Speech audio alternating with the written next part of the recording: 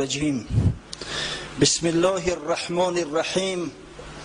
إن الحمد لله نحمده ونستعينه ونستغفره ونؤمن به ونتوكل عليه ونعوذ بالله من شرور أنفسنا ومن سيئات أعمالنا. من يهده الله فلا مضل له ومن يضلل فلا هادي له ونشهد أن لا إله إلا الله وحده لا شريك له ونشهد أن محمدا عبده ورسوله. اما بعد، السلام علیکم و رحمت الله و برکاته. برادران اهل اسلام، روز شریف جمعه را برای یکایک شما و در شخصیت شما برای تمام مسلمانان این مرزبون تبریک و تهنیت میگویم و از درگاه خداوند متعال مسئلت آن را دارم که پروردگار به خاطر سعی تلاشی که در روز جمعه برای انجام دادن فریضه الهی و برای گوش دادن به امر به معروف و نهی از منکر که از خصایل حمیده و بسیار بزرگی امت حبیبش محمد صلی الله علیه و سلم هستند، سعی تلاشی که ما انجام میدهیم پروردگار طاعات عبادات ما را قبول و مقبول گرداند و در نامه اعمال ما ثبت سازد. آمین.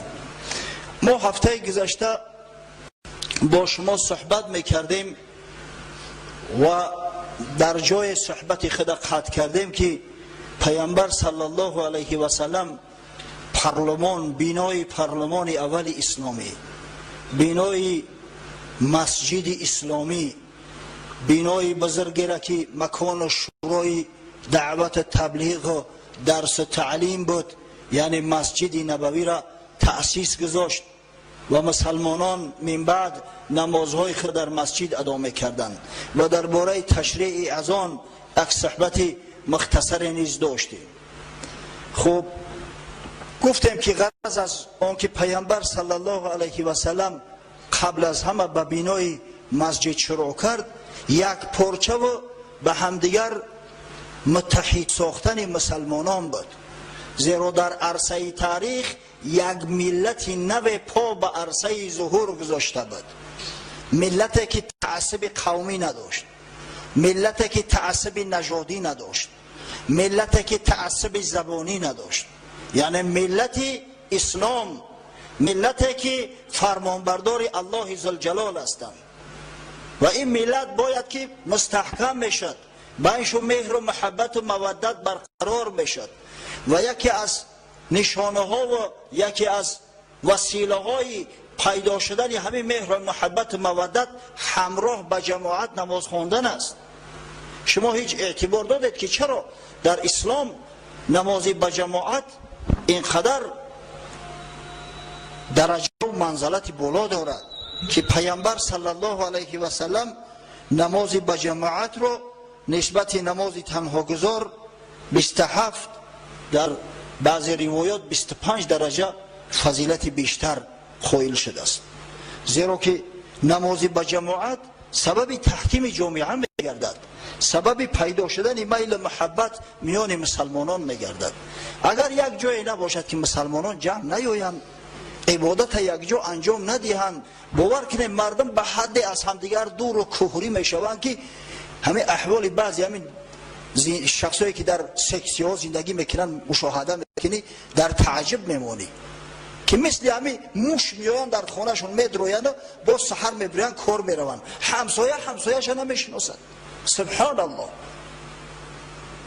پس برای انمی تحکیم شدن دوستی و اتفاق بین مسلمانان اولین قدمی که رسول الله صلی الله علیه و سلم گذاشت بینای مسجد بود. بعدا برای آن که این ملت صاحب همبستگی گردد، صاحب دوستی گردد، حضرت رسول الله صلی الله علیه و سلم تمام کوشش های خود به خرج داد.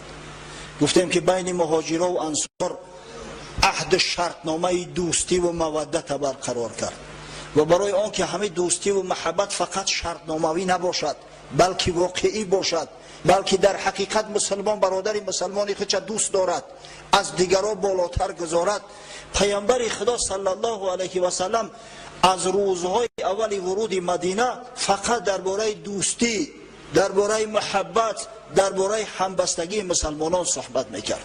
تأکید میکرد به همدیگر سلام گویید، همدیگر را با نان و با طعام تعارف کنید تا اینکه دوستی و محبت شما زیاد گردد. در صحیح بخاری آمده است از حضرت عبدالله ابن عمر ان رجلا سأل رسول الله صلی الله علیه و سلم یا رسول الله ای الاسلام خیر. میگوید مرد بچه‌های عزیز دیر که اومده دیگه به بالای مردم زور نکنید که پیغمبر همین را نهی کرده است. حتی یک شخص دید که بالای گردن مردم می اومد گفت اجلس فقط آذیتا، بشین، گفت که مردم آزار دادی، خداوند خیرت نده. او کسایی که به بالای سری مردم پریده و برای در صف پیش نشستن سعی میکنن، در خبر اومده است که فردا روز قیامت او را خداوند میگیره کوپرک میکنه در بالای آتش جهنم، مردم از بالاشو میگذرن. همین مسئله را بسیار احتیاط کنید. اوخه این جوان مردایی که اینجا اومدن در صف ششتیان، اینا ساعت 11 میآیند، هستن کسای ساعت 10 میآیند برای آنکه صف اول در بشینن ثواب بیشتر بگیرن. بعد نخوا که شما دیر کنید بعد امام بیایید بالای سری مردم پریده بیایید. قسم به خدا این کار نه خدا را خوش میآید، نه پیغمبر خدا را خوش میآید، نه ما را که همین امام همین مسجد هستیم. خواهش میکنم دیگه همین کار تکرار نشود.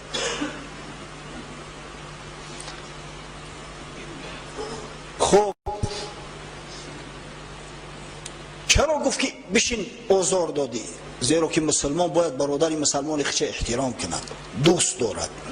ما کن همین موضوع صحبت کرده ایستاده ایم. گفتیم که امام بخاری از حضرت عبدالله ابن عمر رضی الله عنه روایت میکند که مرد از رسول خدا پرسید یا رسول الله در اسلام کدام عمل از همه بهتر است؟ حضرت گفت تطعم الطعام و تقرأ السلام علی من عرفت و من لم تعرف. یعنی که بهترین عمل در اسلام دادن طعام و سلام عرض کردن به هر کسی که میشناسی و نمیشناسی. خواه میشناسیش خواه نمیشناسیش، مادام که میدانی برادر مسلمان است، اگر تو او را با طعام ضیافت دهی یا که وقتی او را ملاقات کردی و با او سلام عرض کردی، بهترین عملی تو در اسلام محسوب میشد است. سبحان الله.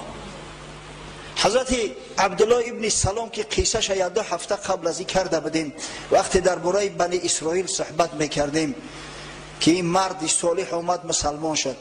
امام ترمذی روایت میکند که حضرت عبدالله ابن سلام وقتی که نزد پیغمبر صلی الله علیه و سلم اومد، خود بعدا روایت کرده است، میگوید دیدم یک شخص بسیار صالح که از چهرهش نور میبارد، از چهره و وجاهتش دانسته میشد که این شخص دروغگوی نیست. با مردم مراجعت کرد، گفت یا ایها الناس اطعموا الطعام، ای مردم، یا ایها الناس افشوا السلام و اطعموا الطعام و صلوا الارحام و صلوا باللیل و الناس نیام تدخلوا الجنة بالسلام. ای مردم، گفت سلام عرض کنید به همدیگر، سلام فوش کنید، همدیگر را با طعام با ضیافت تعارف کنید، صله رحم رعایت کنید، یعنی مناسبت با خویش و قریبهای خود قطع نکنید. با شب وقتی که مردم خواب هستند نماز بخوانید، در این صورت شما داخل جنت میشوید به یگان حساب و به یگان عذاب. این سخنها به خاطر چی بود؟ تا اینکه همون مسلمان ها همدیگر را احترام داشته باشند، همدیگر را دوست بدارند.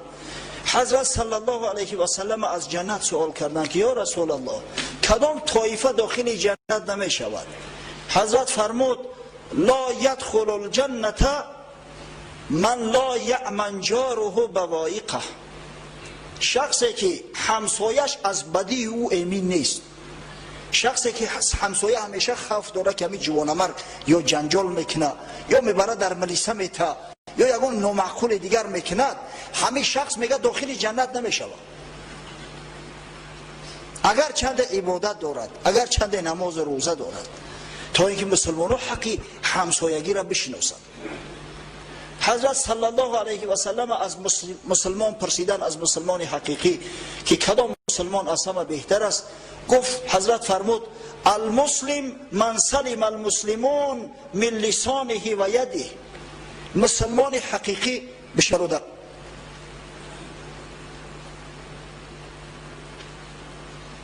مسلمان حقیقی کسی را میگن که دیگر مسلمانان از دست از زبان او ظلم نبینن، اوزار نبینن. آیا مسلمان حقیقی میتونه به بالای سری مردم پریده بروه؟ نه. پس مسلمانی واقعی کسی را میگن که یگان مسلمان از دست از زبانش اوزار نبینه. من امامای مسجد تاکید میکنم که دیر که کرده در بیرون نماز بخونه، درو ندروه، مردم اوزار نکن، از برای خدا شرم نمیداره.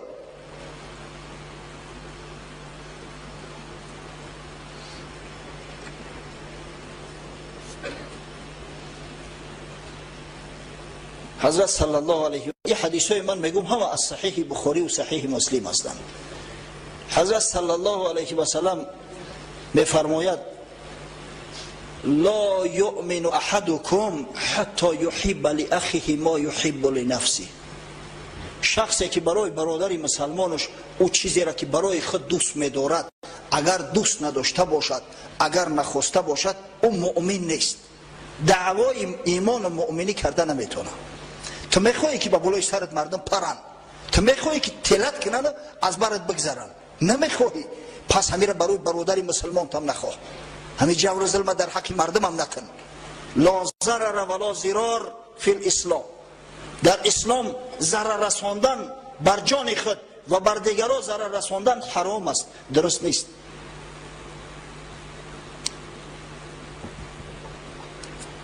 پیامبر صلی الله علیه و سلم وصف مسلمانان را میکرد.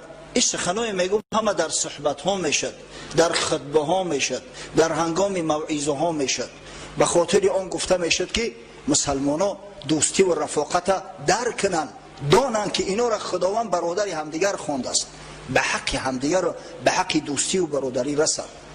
حضرت میفرماید ترى المؤمنین فی تراحمهم و توادیهم و تعاطفهم کمثل الجسد اذا اشتک عضوا تداعی له سائر جسده بالسهر والحمى.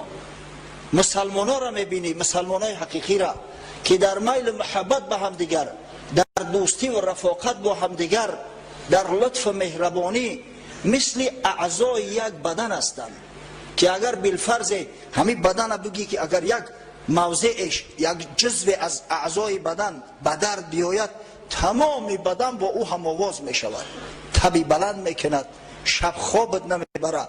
همین یک دندان خانه سوخته، یک استخوان است، اگر درد کند تمام اعضای بدن دردمند می شود. دیگر همون نوش نعمت دنیا در کامت نیش می گردد، زهر می گردد. انمی مسلمانم نسبت برادر مسلمانش همی خیلی یک مرتبه و یک درجه ای دارد. مسلمان حقیقی نسبت برادر مسلمان باید انمی خیلی غمخوار باشد، غمگسار باشد. سبحان الله. حضرت صلی الله علیه و سلم میفرمود المؤمن للمؤمن کالبنیان یشد بعضه بعضا. مسلمان برای برادر مسلمانش مثل یک بینا است که خشتا را به همدیگر میزنند، یک خشت سبب استحکام خشت دیگر میگردد. انمی مسلمان ها هم خیلند که هر کدامش سبب تحکیم انمی اسلام بزرگ میگردد. تصور کنید که از بین بینا چند خشت بکنی همون بینا آوری نمیشود. انمی مسلمان ها را مگر به شرطی که همدیگر را آزار دادند، همدیگر را از هم دور ساختند، میل محبت در بینشون نماند، انمی بینای اسلام خراب میسازند، بینای اسلام ضعیف میسازند. چرا پیغمبر صلی الله علیه و سلم مکرر این تأکید ها را میکرد؟ زیرا این ملت ملت نو بود. این ملت عبارت بود از مهاجرینی که از مکه مکرمه اومده بودند، از مهاجرینی که از دیگر منطقه های جزیره العرب اومدند که به قوم و عشیره ها و قبیله های مختلفه متعلقه بودند. از مسلمانانی که در مدینه اگر چند میزیستند، بعضش اوس بود، بعض خزرج، و در بینشون کینه و کدورت بود. امکان داشت که با یک همو آتش زدن یک دشمن، یک شیطان، خاصتا که در مدینه یهودی ها که به شیطنت خود معروف عالم هستند خیلی زیاد بدن، میتونست به یک آتش زدن اونو درگیرند.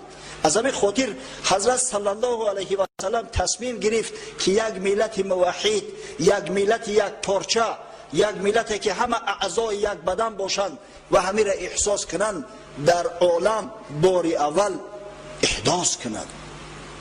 این نصیحت ها را به همون خاطر میکرد و واقعا یک ملت اسلامی شد سبحان الله که فخر عالمیان گشت.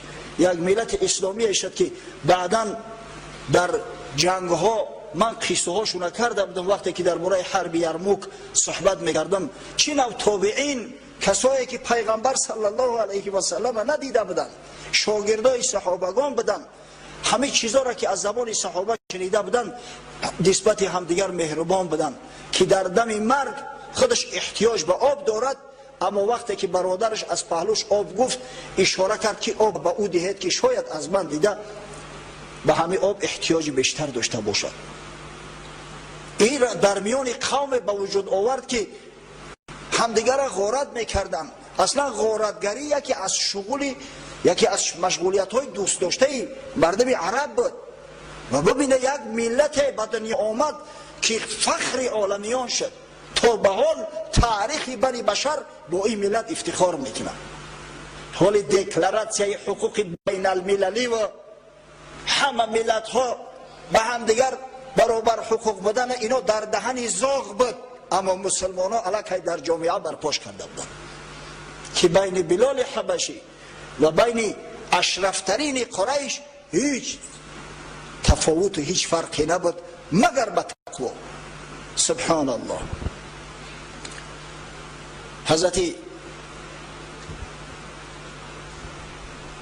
علامه اقبال لاهوری به اسلامش افتخار میکند.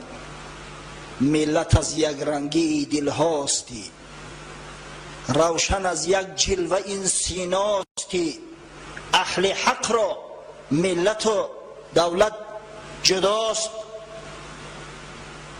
اهل حق را ملت و دولت یکیست، سینه ها از هم جدا، دل ها یکیست. از حجاز و چین و ایران ما، شبنم یک صبح خندان ما مسلمان، ما اولاد خلیل، واقعا اولاد حقیقی ابراهیم خلیل مسلمان ها شدند، نه خش تباراش نه پیوندش. شما میدانه که در بین فرزندان یعقوب علیه السلام که نبیره حضرت ابراهیم خلیل است چه نزاعها بود. پس ملت اساسی حضرت ابراهیم خلیل مسلمان ها گشتند. ما مسلمان، ما اولاد خلیل، از ابیکم گیرگر خواهی دلیل. برای تو دلیل لازم است. خداوند در قرآنش گفت و تبعوا ملت ابیکم ابراهیم، پیروی کنه ملت پدرتون ابراهیم علیه السلام را. ویلی واقعا دعوت پیامبر صلی الله علیه و سلم سبب آن شد که در مدینه منوره فقیران، غریبان خود را مثل در خانه خود میدیدند. کسی دیگر گرسنه نماند، کسی تشنه نماند، کسی گدایی نکرد، زیرا برادرای متمول، برادرایی که قدرت داشتند از مال خود برای برادرای مسلمان خودشان جدا میکردند.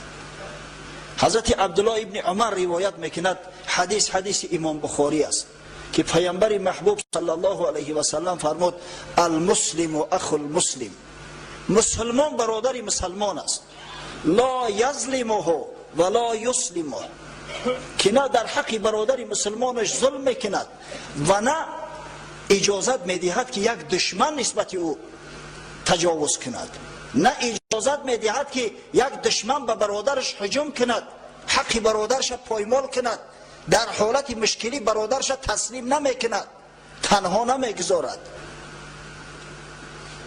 من کان فی حاجت اخیه کان الله فی حاجته، هر کسی که به خاطر برآوردن حاجت برادر مسلمانش قایم می شود، خداوند حاجت های بنده را خودش رفع می سازد، خودش حل می سازد.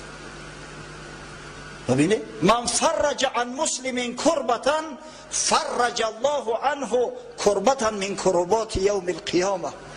هر کسی یک مشکلی مسلمان حل میکند، دست یک مسلمان در حالت مشکلی میگیرد، خداوند مشکلی های روز قیامت این بنده را میگه برهم میزند، از بین برد.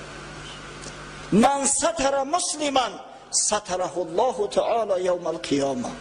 هر کسی عیب مسلمان میپوشاند، گناه مسلمان را میپوشاند، فردا روز قیامت خداوند گناه های را میپوشاند، در صحرای محشر شرمندش نمیکند، روسیاه نمیکند.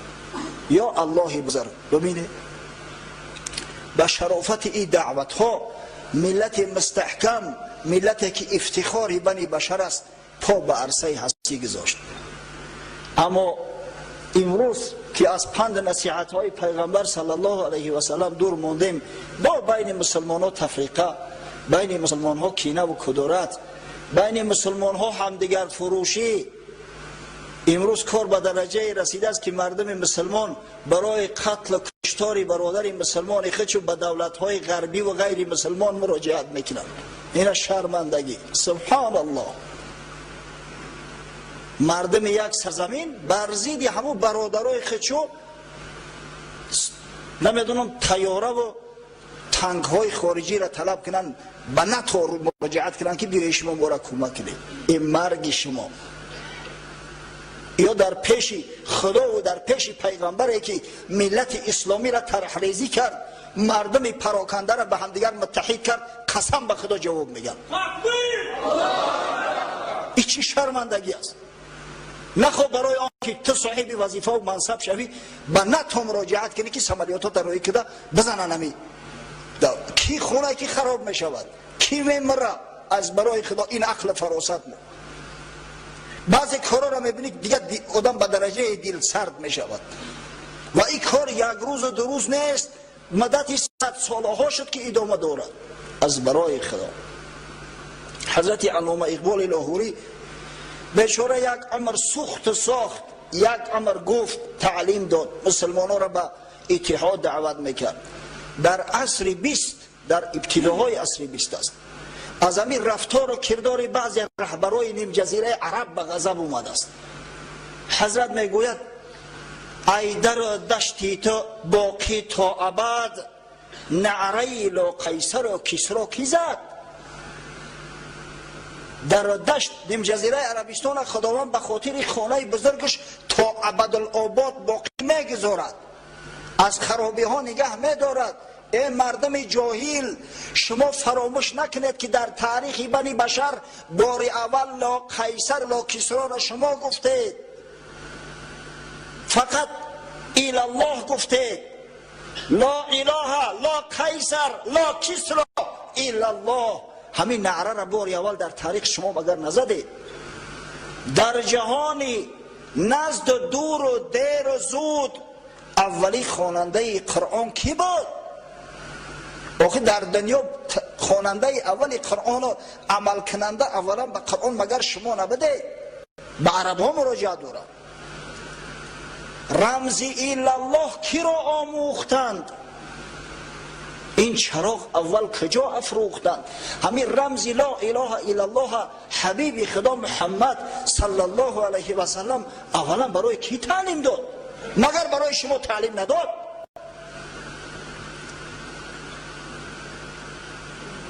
علم و حکمت ریزه از خانی کیست؟ آیه فاصبحت من در شأن کیست؟ آخه علم حکمت همه ریزه خان و دسترخوان شما هست. علم حکمت شما در دنیا پهن کردید. آیه فاصبحتم بنعمته اخوانا در حق شما مگر نازل نشد؟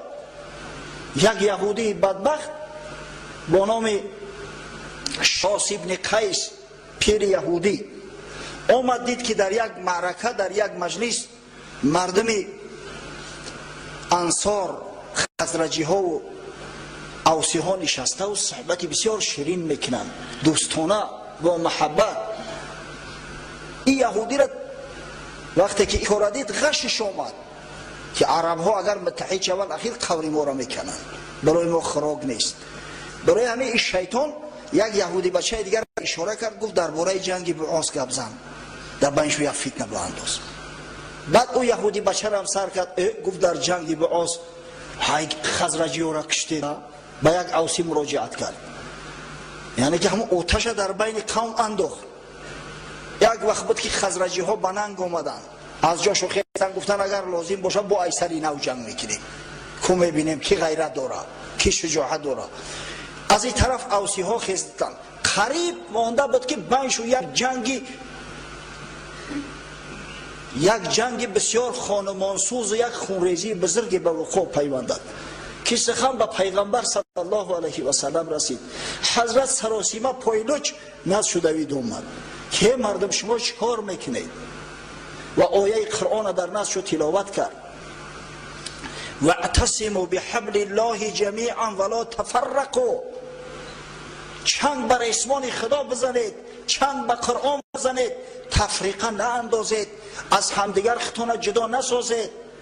واذکروا نعمت الله علیکم اذ کنتم اعداء فالف بین قلوبکم فاصبحتم بنعمته اخوانا.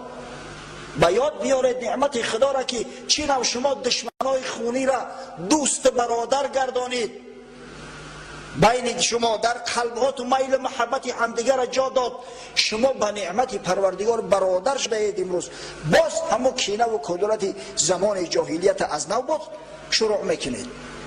وقتی این آیت حضرت خان در گریه افتادن، گردن همدیگر را آغوش گرفتند، توبه کردند، از همدیگر عذر خواهی کردند، باز همون دوستی و محبت پیشینه در بینشون برقرار شد. علامه اقبال همون را اشاره میکند، آیه فاصبحتم من در شأن کیست؟ مگر همین آیه فاصبحتم بنعمته اخوانا در شأن شما نبود؟ از دم سیراب آن ام لقب لاله رست از ریگ صحرای عرب، گرمی هنگامه بدر و حنین، حیدر و صدیق فاروق حسین. از دم سیراب به پند نصایح حبیب خدا محمد صلی الله علیه و سلم از ریگزار بیابان عرب گل لاله رست، اسلام قد علم کرد، میل محبت بین مردم پیدا شد. گرمی هنگامه بدر و حنین، در جنگ های بدر و حنین همین دوستی و همین محبت آشکار شد. پا به عرصه هستی صدیق ها گذاشتند، فاروق ها گذاشتند، حیدر ها گذاشتند، عثمان ها و حسن حسین ها گذاشتند. مگر همه به شرافت رسول الله صلی الله علیه و سلم در بیان شما ایجاد نشد؟ سبحان الله. ای خشان مجذوبی و دلبردگی، آه از این دل سردی و افسردگی. خشا به حال همون مردم مسلمان که او قدر به هم دیگر محبت داشتن، و آه و ویلا از دست این مسلمان های احمق که برادر به سر برادری مسلمان خودش تنک و توپی دشمنت دعوت میکند و طلب میکند. ملت بودی امم گردیده ای، بزم خود را خود هم پاشیده ای. هر که از بند خودی وار است مرد، هر که با بیگانگان پیوست مرد. تا دیگه حقوق نداره که نام امت بگیری، تو امت ها شدی، تو خود به درجه پاکنده کردی. امروز ابله که مردم یک سرزمین یک قبیلت به هم دیگر ساز نمیگیرن. آنچه تو با خویش کردی کس نکرد، روح پاک مصطفی آمد بدر. این کاری اندک نیست، این کاری فقط دنیا نیست. تو روح حبیب خدا محمد صلی الله علیه و سلم آزرده کرده که از همه این کارو واقف و آگاه است. ببینه این فتنه دشمنان را که تا کدام درجه را فتنه میکنند.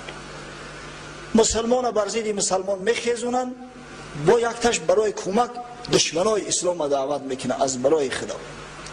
همین هر کجا فهمیده که فتنه است، جنگ نظام میخیزونن، به یقین بدونه که یک گروه طلب وظیفه دارد، طلب منصب دارد، طلب ریاست دارد. زینهار فند فریب نخری برادر عزیز. باور کنه امروز در جامعه هم هستن گروه ها و هستند ابلهایی در گرگ در لباس گوسفندی است، مردم فند فریب میکنند، شعارهای بزرگ میپرتویند در صورتی که این خانه صلات ها غیر طلب وظیفه و منصب یگان مقصد دیگه ندارند و مردم به خون میکشند، به جنگ میکشند. همین لیبیا من حیران میشم چی کمبودی داشت، مردمش سیر، مردمی پر، از دیگر جاها مردم رفته و کار میکردن، مبلغی زیاد بود. کمبودیش آن بود که معمر قذافی گپ اسرائیل گپ امریکا را گوش نمیکرد. اما ببینه که فتنه را از همون داخل ایجاد کردن.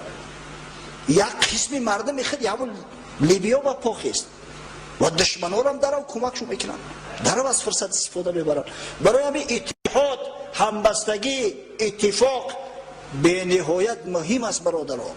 باور کنید شکرگزاری صلح، شکرگزاری صلاح، شکرگزاری مسجدهای آباد شبانه روز باید کنیم و همیشه از درگاه خدا استدعا کنیم که همه شیطنت وسوسه را در میان مردم پیدا نکنیم، شیطنت وسوسه در میان ما ایجاد نشود. سبحان الله. از لیبیا اینا فایده و منفعت به کی میرسه؟ فقط به اسرائیل. با فتنه فقط به یک لیبیا خاتمه میافت که مایلش به خیر بود. جنگ در سوریه انداختن، آهسته آهسته هم آتش علنگه دادن میگیرن، از فرصت استفاده میبرن، او بلای کرده و ماهی میگیرن. اما افسوس و صد افسوس که مردم جاهل هستند، مردم عقل ندارن، همه دعوای سیاست و سیاستدانی میکنن در صورتی که از سیاست بوی نبردن.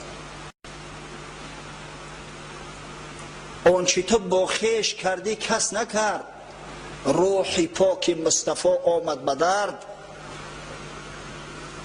ایز افسون فرنگی بیخبر، فتنه ها در آستین او نگر. حیله اش 100 قوم را بیچاره کرد، وحدت اعرابیان 100 پاره کرد. تو مکر فریب ای فرنگ نخر میگه، در آستینش 1000 حیله داره، حیله و مکر نیرنگش وحدت عرب ها را پاره کرد. میگوی که علامه اقبال زنده باشه و در برای همین واقعه های سالی ما میگفته باشه. سبحان الله. تا عرب در حلقه دامش فتاد، آسمان یک دم امان او را نداد. از زمان عرب زنی به نکاح نتا و اروپا شده است، دیگه نه برکت دارد، نه نصرت دارد، نه آبرو دارد، نه عزت. تا به فرزندی گرفت او را فرنگ، شاهد گردید به ناموس و ننگ.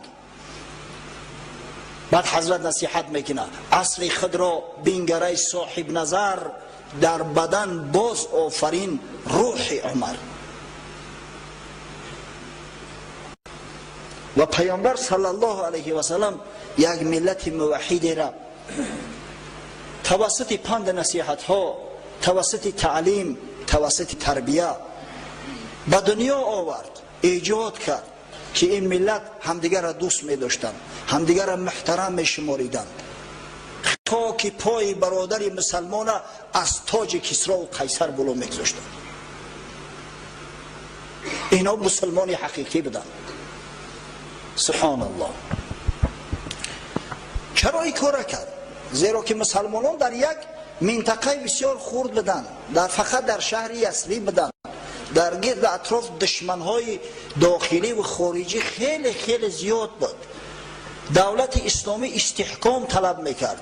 استحکام اساسی هر یک دولت قومش است، مردمش است، که اگر مردم میل محبت داشته باشند، اگر مردم پاتریوتیسم داشته باشند، به او خلق، به او ملت، به او دولت چیز ضرر نمیرسوند. و شیخ سعدی نصیحت میکرد که با رعیت خوش باش، از چنگ خصم امین نشین، زانکه شاهنشاه عادل را رعیت لشکر است. الان خیلی رعیت تأسیس داد حضرت رسول الله که لشکر بود. و دشمنای اساسی مسلمانان قریش نیز آرام نبودن، آرام نایستاده بودن. اونو میدونستند که عاقبت الامر دولتی مسلمانان مستحکم می شود، استحکام می یابد. عاقبت الامر حقیقتشون را در دنیا طلب میکنند. برای همین خواستن از روزهای اول دولت اول اسلامی را بوغی کنند. با عبدالله ابن ابی ابن سلول سروری مشرکان و منافقای مکه مکتوب نوشتند. در ابتدا تهدیدش کردند که تو، یعنی سرزنشش کردند در ابتدا که تو دشمن ما را جای دادی، کسی را که ما رانده کرده بودیم تو عزیزش کردی، سرور یثربش گردانیدی. بعدا تهدید کردند، گفتن اگر محمد صلی الله علیه و سلم و مهاجرین مکه را از شهر مدینه خارج نکنی، لشکر میکشیم بر ضدت، مرداتون را قتل میکنیم و زنهاتون را به غلامی میفروشیم. در مکتوب همه خیلی یک تهدیدات. عبدالله ابن ابی ابن سلول از تهدید کنه میترسید، زیرا مردم مدینه هم خیلی مردم غیور بدن، این ننگ به خود روا نمیدونستند، اما از فرصت استفاده برده و خاص با همین بهانه مسلمانان و مهاجرین از مدینه خارج کنند. قوم خچ دعوت کرد، تمام منافقان در گردش جمع آمدند. همچنین از یهود نیست کسایی که با اینا عهد داشتند، پیمان داشتند، از جمله بنی نظیر جمع آمدند. نزد پیغمبر صلی الله علیه و سلم شخص فرستاد که به من مکتوب آمده است از قریشی های مکه، تو باید شهر ما را ترک گویی، ما به خاطر دفاع از شهر خود باید ترک خارج سازیم. حضرت صلی الله علیه و سلم نزد عبدالله ابن امی اومد، گفت یا عبدالله، من گمان نمیکنم یک مکتوبی قریش تو را اینقدر به ترس واهمه انداخته باشد، بلکه تو خودت شیطانی گفت، نیرنگ بازی میکنی، بر ضد کی جنگ میکنی؟ بر ضد برادرای خودت، بر ضد فرزندای خودتون جنگ میکنی. به سعادت تو مگر نمیدونی که اکثریت کل مردم مدینه اسلام آوردیان، مسلمان شدیان؟ اولا زورت نمیرسه، من پیشکی خبرت کردم. ثانیاً تو یک جنگ می اندازی که برادر با برادر خودش جنگ میکنه، برادر خونی با برادر خونی خودش.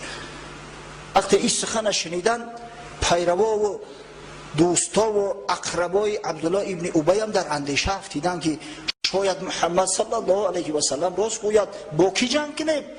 واقع اکثریت مسلمان های همین مکه را مگر خزرجی، مدینه را ببخشید، خزرجی ها تشکیل نمیکنند؟ مگر همین خزرجی ها قوم و قبیله خود ما نیسته؟ از همین خاطر پراکنده شدند و این حیله قریش یگان نتیجه نداد. اما جاسوس ها گماشتند به خاطر از بین بردن حبیب خدا محمد صلی الله علیه و سلم، به خاطر از بین بردن پیشواهای مسلمانان، قهرمانای مسلمانان. و این سخن به حضرت صلی الله علیه و سلم رسید.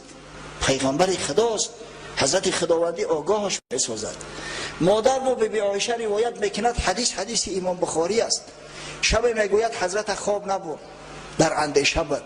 با گفت ای کاش که یک نفر از مسلمانان می اومد با اسلحه و پشت در من نگهبانی میکرد که واقعا در معرض خطر قرار گرفتگی است.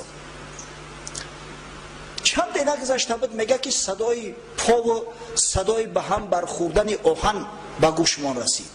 حضرت صلی الله علیه و سلم صدا کرد که کیستی؟ گفت سعد ابن ابی وقاص. گفت چی میکنی؟ مثل اینکه اسلحه داری قتیل. گفت یا رسول الله، در دلم چیزی گذشت، نخواستم که تو شب در اینجا تنها خواب باشی، تا صبح انشاءالله من محافظتت میکنم، خواب کن آرام. خدای بزرگم ببینه که در قلب سعد ابن ابی وقاص آرزوی حبیبش تلقین کرد. شبها خیست آمد و مسلمانان با نوبت شبها پشت در رسول الله صلی الله علیه و سلم پست می ایستادند، نوبت داری میکردند، تا زمانی که خداوند متعال به حبیبش محمد صلی الله علیه و سلم بشارت فرستاد، والله یعصمک من الناس، خداوند تر از مردم خودش محافظت میکند.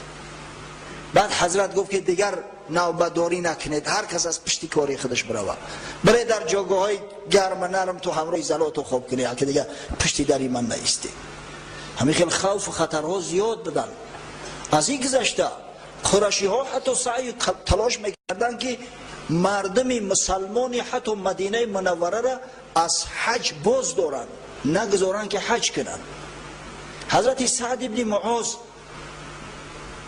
در سال همون اول هجری آخرهای سال به خاطر زیارت خانه خدا و حج عمره به مکه مکرمه آمد و مهمان امیه ابن خلف بود.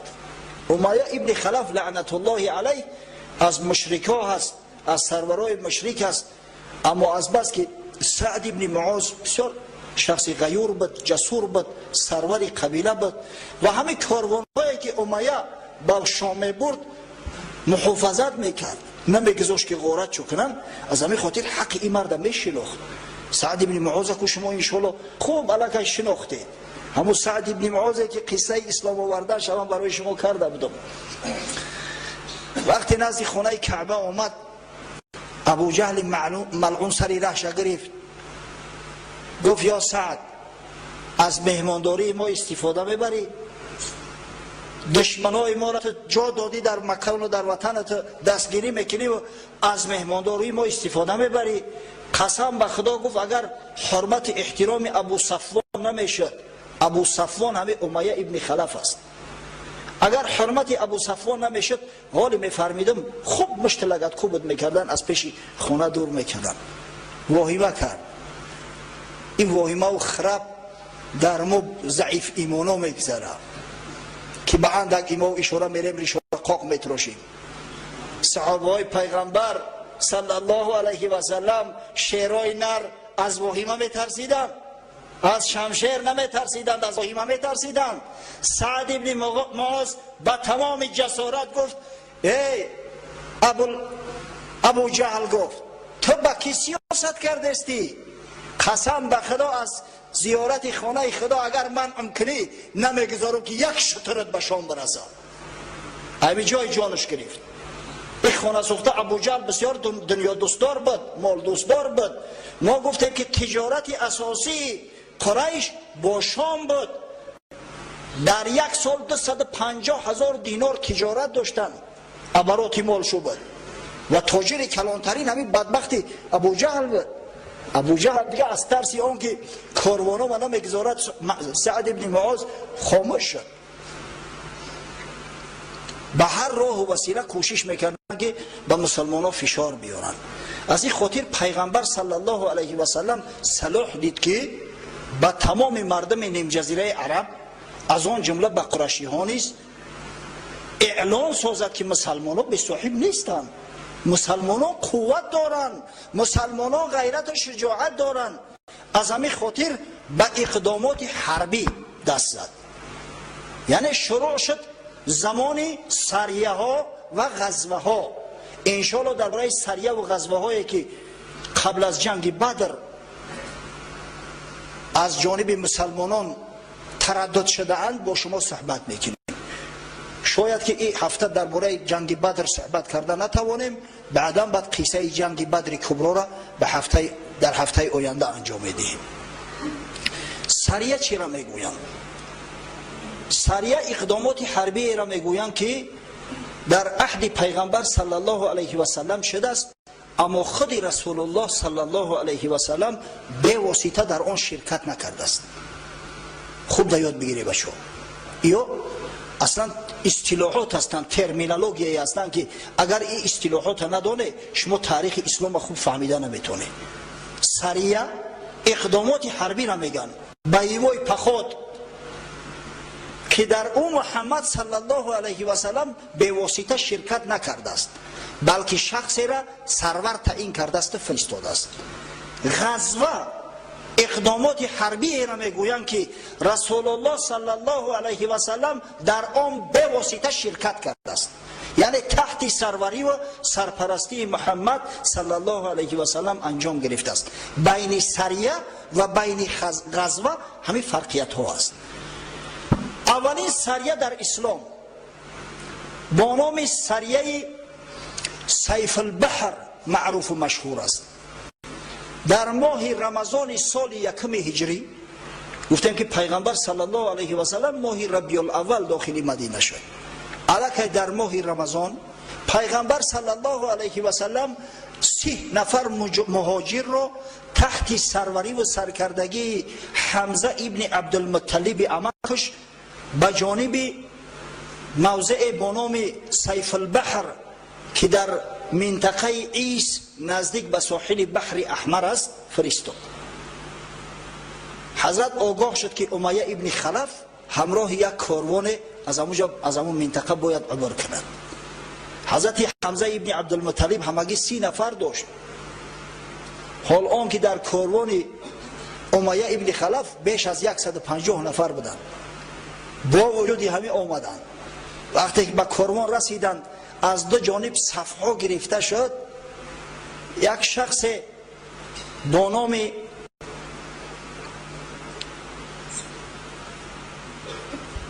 مجدی ابن عمرو جوهنی سردار قبیله بنی جهینه که هم با مسلمان ها عهد پیمان داشت هم با مشرکای مکه عهد پیمان داشت، در میان داخل شد. گفت من نمیگذارم که همین جنگ در ملک من شود و سببگار آن شد که همین سریه اول به یگان جنگ با از همدیگر جدا شدن دو قوه مخالف انجام پذیرد. در همین سریه اول باری اول پیامبر خدا صلی الله علیه و سلم بیرق اسلام با دست مبارک خودش بست از یک متاع سفید و بیرق بردار اول اسلام ابو مرصد غنوی بود. ملاحظه دیاتو بگیره، ابو مرصد غنوی اولین پرچم بردار اسلام، اولین پرچم در همین غزوه سیف البحر بسته شد و اولین پرچم بردار ابو مرصد غنوی بود. غزوه سریه دوم یک ماه بعد در ماه شوال به وقوع پیوست. حضرت رسول الله صلی الله علیه و سلم حارثه عبیده ابن حارث ابن مطلب پسر عمکش با 60 نفر از مهاجرین به منطقه رابغ فرستاد که از اونجا کاروان ابو سفیان عبور میکرد. این 60 نفر آمدند به منطقه رابغ رسیدند و از دو جانب به جانب همدیگر تیرزنی ها شد، اما از بس که پیغمبر صلی الله علیه و سلم امری به جنگ نکرده بود جنگ واقع نشد. جانب همدیگر تیرها زدند. اولین تیر در اسلام سعد ابن ابی وقاص انداخته است در همین سریه رابغ که همراه حضرت عبیده ابن حارث آمده بود. خب سریه سیوم با نام سریه خرار معروف است. سروری لشکر اسلام در این دفعه سعد ابن ابی وقاص میکرد. همراهی شماره اندک عبارت از 20 نفر به جانب منطقه خرار سعد ابن ابی وقاص با فرمان پیامبر صلی الله علیه و سلم رفت. اما وقتی رسیدند الکی کاروان قریشی ها گذشته و رفته بود است، دستگیرش نکردند، بازگشته و آمدند و نهایت در ماه صفر سال 2 هجری حضرت رسول الله صلی الله علیه و سلم باری اول در تاریخ اسلام همراه 70 نفر از مهاجرین به منطقه ابوا به بیوای پخوت خارج شد. این غزوه یکم است. غزوه ابوا با نام غزوه ابوا معروف است. حضرت صلی الله علیه و سلم آمد، یک گروه از قریشی ها را دریافت، کاروانشون دید، اما از بس که قوه اونا بسیار کم بود، قوه قریشی ها این دفعه به خاطر آنکه قریشی ها همو به چشم ببینن، همو خوف و ترس براشان کفایه است تا اینکه به مسلمانان زیان و آسیب نرسونن، به همین اکتفا کرده، با اونا جنگ نکرد. اما در غزوه اول در همین غزوه ابوا پیامبر صلی الله علیه و سلم با قبیله بنی زمره بار اول شرطنامه دوستی و شرطنامه کمک بین همدیگری بست. در شرطنامه آمده بود که اگر بنی زمره دچار مشکلی ها افتاد، یعنی که یگان خلق دیگر قوم دیگر بر بنی زمره تهدید کند، مسلمانان با کمک اینو میخیزند. در نوبت خود بنی زمره نیز مسئول است که دشمنان اسلام را کمک نکند و هر باره که رسول الله صلی الله علیه و سلم ایشان را به کمک میخواند با جان و دل باید اجابت کرده و بیایند. از پیغمبر صلی الله علیه و سلم سوال کردند که یا رسول الله این شرطنامه تا کی عملی است؟ حضرت گفت تا زمانی که در بحر احمر به مقدار آب میماند که یک جامه پشمی را تر کرده تواند. سبحان الله، قریب تا روز قیامت بشود. بحر احمر همین بحر سرخ، اگر در بحر سرخ گفت همین مقدار آب میماند که یک جامه پشمی را تر کرده بتونه، شرطنامه ما و شما پابرجا است. مسلمانای نه که جوان مرد بدن در شرطنامه و در پیمان، حتی با دشمنا و با مشرکان. بعدا در ماه دیگر، در ماه ربیع الاول سال 3 هجری، حضرت رسول الله این به ماه سپتامبر سال 623 میلادی موافقت میکنه. حضرت رسول الله صلی الله علیه و سلم همراه 200 نفر به منطقه بواد خارج شد. راه گذار کاروانها را خوب آموخت. در غزوه دیگه هم یگان جنگ واقع نشده است. اما از نبودن پیغمبر صلی الله علیه و سلم یک مشرک با نام کرز ابن جابر فهری استفاده برد، خانه سوخته آمد، گوسفندا و شترای مردم مدینه را که بیرون از مدینه میچریدند دزدید، گرفت. حضرت صلی الله علیه و سلم وقتی آمد رسید از واقعه با خبر شد، از قفای این خانه سوخته از قفای کرز خارج شد و تا به همین منطقه صفوان که در بدر است رسید، اما دستگیرش نکرد. این نوجوان مردو دیگه مال و حول پرت افتن و گریختن. فهمیدن که مسلمان ها دیگه بجزا نمیگذارن شو. مسلمان ها دیگه و مسلمان های خوار و زار نیستن که هر وقت دلشان خواست بیاین و مال ثروت مسلمان ها را کشیده و بگیره ببرن. همین غزوه صفوان با نام غزوه بدر اولا یاد می شود، زیرا که در همون منطقه بدر بود. او جنگ بدر که بسیار معروف و مشهور است، همه ما میدونیم، با نام بدر کبرا ذکر میگردد. اگر پرسیدن بدر اولا، شما در جواب بگید که انمی غزوه صفوان است. وقتی پیغمبر صلی الله علیه و سلم از قفای کرز ابن جابر فهری که مال حال مردم مدینه را دزدی کرده بود لشکر کشیده آمد، همین غزوه صفوان، همین بدر اولا است. خب سپس یک غزوه دیگر پیغمبر صلی الله علیه و سلم گذرانید با نام غزوه ذوالعشیره یاد می شود. اکنون میدونم که شما قصه ها را دوست می دارید، این تاریخ است. در مسجد ما الحمدلله ملاها زیاد هستند، داملاهای کلان می آیند، طالب علمای دانشکده اسلامی خیلی زیاد هستند و این عموما همین موعظه های روز جمعه ما هم موعظه هست هم درس است. برای این بعضی‌ها تا بخواب نگیرم، یا بسیار مسئله های مهم هستند برادران عزیز. حضرت صلی الله علیه و سلم با خبر شد که ابو سفیان ابن حرب همراه با 1000 شتر به خاطر تجارت به سوی شام می رود. یک مال حال به نهایت زیاده بود، 50,000 دینار داشتیند. از همین خاطر برای آنکه قریشی ها را یک گوشمال دهد تا اینکه از قصد تجاوز و دشمنان به مسلمانان و از قصد سوی قصد به جانب محمد صلی الله علیه و سلم صرف نظر کنند، حضرت همراه با 200 نفر مسلمان به جانب ذوالعشیره راه گرفت. اما وقتی به ذوالعشیره رسید آگاه شد که ابو سفیان 2-3 روز قبل از این گذشته و رفت است به شام. حضرت گفت تحقیق کنید، از آمدنش آگاه شویم تا اینکه سری رهش بگیریم. و عاقبت الامر همین کاروان سبب جنگ بدر کبرا شد. حالا انشاءالله در وقتی که درباره بدر کبرا صحبت میکنیم همین موضوع را انشاءالله صحبت میکنیم.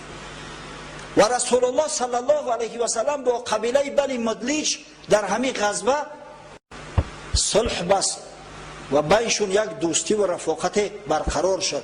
بنی مدلیج تا زمان اسلام آوردنشان هم رسول الله صلی الله علیه و سلم در غزوه ها کمک دستگیری میکردند. نهایت ماه رجب فرا رسید. حال ما و شما در ماه رجب قرار داریم.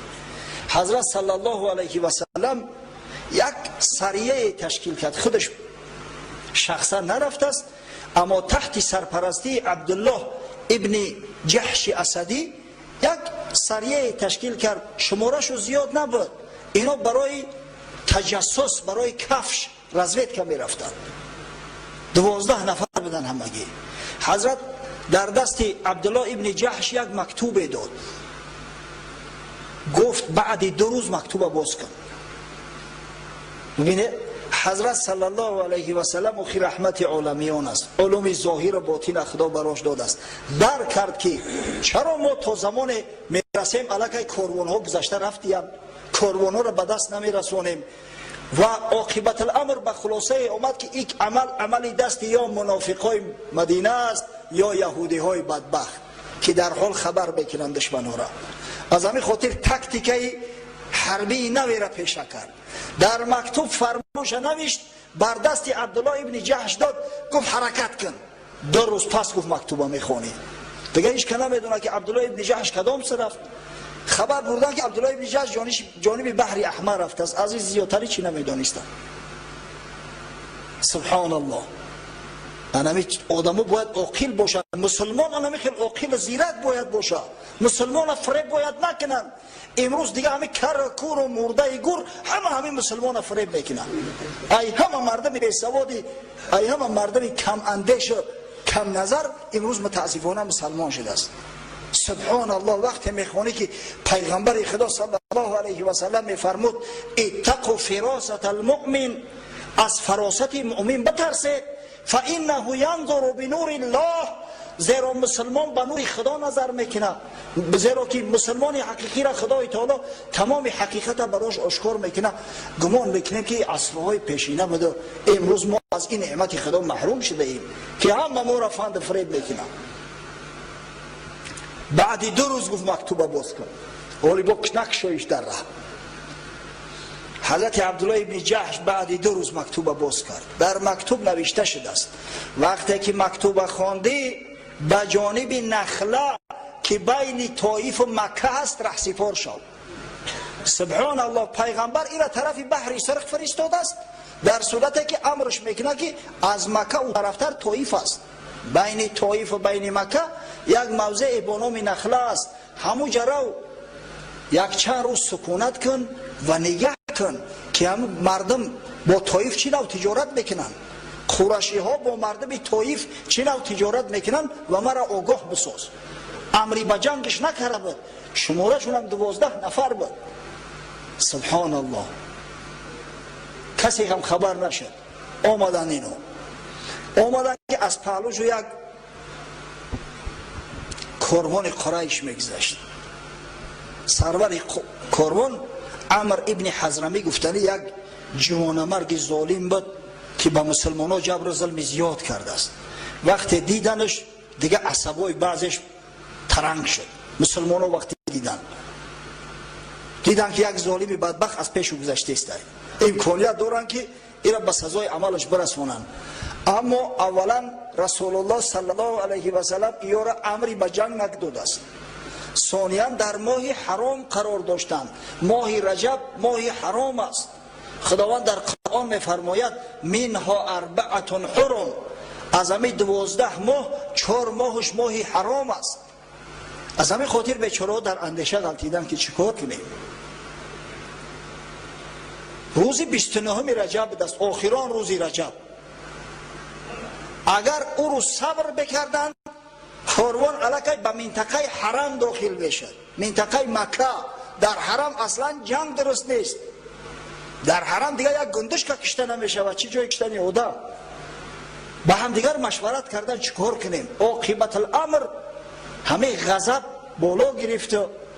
یک نفر از مسلمانان که در دل کینه و کدورت زیاد نسبت همین خانه سوخته عمرو ابن حضرمی داشت، شاید کسی دیگر میشد اینقدر غضب شونه میکرد.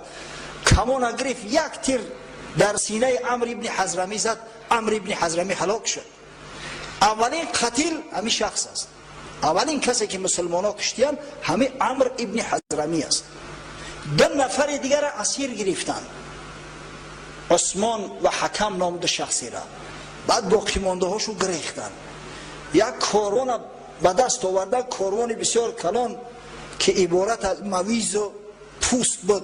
طایف مکان مویز و مکان پوست زیباترین است. پوست طایفی از همه معروف ترین بود.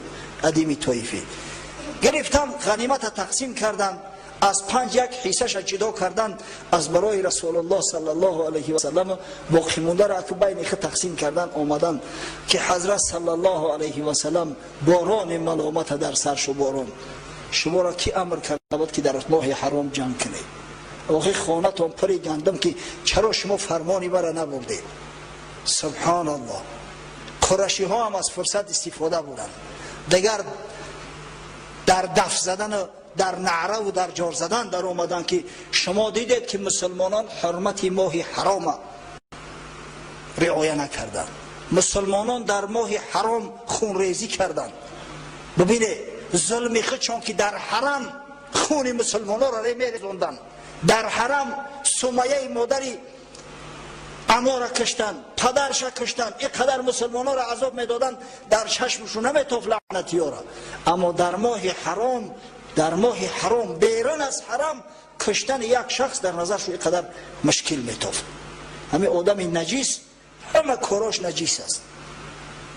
یک لطیفه بود وقتی ما کودک بودیم، همین لطیفه را میشنیدیم که 2 پشه در بالای نجاست شیشتگی، هر دوش همون نجاست ها میخوردیان. نخواست یک نفرش گوزید، او دیگرش دیگه خوردن بس کرد، گفت خدا بگیرد اپیتیت مگریزاندی. اکی کثافت ها را ببینه، اینقدر جور و ظلم خودشو در چشمشو نمیتابد. فقط با کشته شدن یک نفر در ماه حرام در تمام نیم جزیره عرب جار میزدن. سبحان الله. مسلمانان حرمت ماه حرام پایمال کردند. مسلمانان ماه حرام احترام نکردند. متاسفانه وقت تمام شد. انشاءالله باقی مانده صحبت از همین نقطه‌ای که قطعش کردیم هفته آینده اگر خداوند متعال برامون امکان دهد ادامه خواهیم داد. ربنا افتح بیننا و بین قومنا بالحق. دعا میکنیم اولا در حق برادر مدیلاور جان که خداوند در کسب کارش برکت عطا کنه که بسیار محیب است و پروردگار سعادتی دارای نصیب روزیش بگردان. در حق برادر ما حاجی سلطان، این برادر را یک روز دیدم، گفتم چند روز شد نمایی؟ گفت که داملا پیش خود مقصد گذاشتم که با راه حلال از کسب حلال مبلغ جمع کنم و همراه عائله‌ام به حج روم. خداوند به مراد و مقصودش برساند. پروردگار حاجی حرمین شریفینش بگردونه همراه زوجش و فرزنداش. در حق برادر ما حاجی احسان، فرزندش فردوس بیمار بود است، دعا میکنیم که خداوند برای شفای کامل و عاجل عطا کند. در حق حاجی سفری برادر دعا میکنیم پروردگار جمیع مراد و مقصوداش حاصل گرداند و خداوند فرزنداش هم مثل خودش محب بزرگ بسازه. در حق برادر مولی جان و در حق محمد جان برادر دعا میکنیم که پروردگار هر مراد دارن هم مقصود دارن برآورده خیر گرداند. خب یک برادر در حق رهبریت کارخانه شان طلب دعا کرده است. میگوید که رهبریت کارخانه نه فقط مانع عبادت کارمندان نمی شوند بلکه برعکس شرایط برایشان مهیا میکنند. خوشا به حالشون. دعا میکنیم که خداوند این کارخانه را برکات زیاد عطا کند. پروردگار رهبریت آن را از جمیع بلا و آفات ارضی و سماوی نگهبان باشد. آمین یا رب العالمین. خب یک برادر گفت در حق پدرم دعا کنه، در حق پدری او، در حق پدری خدمانو، در حق تمام پدرای مسلمان که در این ماه شریف، در این روز شریف، روز سید الایام امید به دعاهای ما دارند. دعا میکنه پروردگار را رحمت مغفرت چون کن و در جوار رحمت خویش مستقر شون گردان. یک برادر گفته است که به شهر رسیه امروز میروم، طلب دعا کرده است. دعا میکنیم که خداوند سفرش به خطر بگرداند و در اون ملک بیگانه تمام مسلمانان ما را از بلا و آفات نگهبان باشد و سالم و غانم با آبرو و عزت با جیب پر بازگشتن براش نصیب گرداند.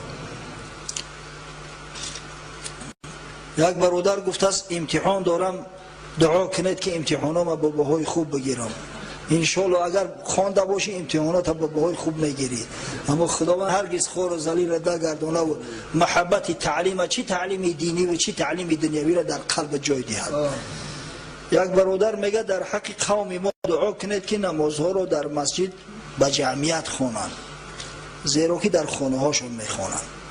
پروردگار را مردم مسلمان چشماشون باز کن که فضیلت نماز جماعت مستحبه را در مسجد درک کنند و نماز را در مساجد با جماعت ادا کنند. یک برادر گفته است که یک گون کارم برور نمیگیره، یک مسافر هستم، قرض دارم، در حقش دعا میکنیم که پروردگار از عذاب قرض نجاتش بده و خداوند در کسب و کارش برکت عطا کنه و رزق روزیش فراخ و وسیع بگردانه. آمین. یک برادر طالب علم گفته است که خانه‌دار شدم، طلب فرزند صالح دارم، پروردگار صاحب فرزند صالح ترا و تمام جوانای ما را گرداند تا اینکه ادامه دهنده کار پدرای صالح شو بگردند. آمین. یک برادر میگه در حق پدرجانم دعا کنید که در شهر روسیه کشایش کار خداوند براش عطا کند. خداوند پدرجان ترا و تمام پدرجانا را از بلا و آفتان نگهبان باشد، با آبرو و عزت بازگشتن براشون نصیب بگردونه. فرزند دولت در بیمارستان بوده است، در حقش دعا میکنیم که خداوند این پسرک و تمام فرزندای مسلمانان را شفای کامل و عاجل عطا فرماید. آمین.